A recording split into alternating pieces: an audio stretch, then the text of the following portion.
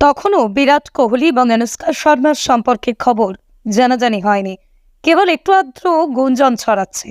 সে সময় একটা ম্যাগাজিনের জন্যই সাক্ষাৎকার নিতে অনুষ্কা শর্মার বাড়িতে গিয়েছিলেন ইনস্টাগ্রামের ফ্রেডি বার্ডি হিসেবে পরিচিত এক সংবাদকর্মী। ঘটনাচক্রে কোহলির সঙ্গে অনুষ্কার ফোনালাপের কিছু অংশ শুনে ফেলেন তিনি।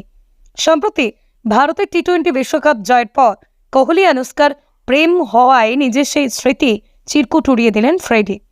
এই সাক্ষাৎকারে কোহলির সঙ্গে তার প্রেমের গুঞ্জন নিয়ে প্রশ্ন করলেও অনুষ্কা তা এড়িয়ে যাওয়ার চেষ্টা করেন, এমন ভাব করেন যেন এই বিষয়ে কিছুই জানেন না তিনি।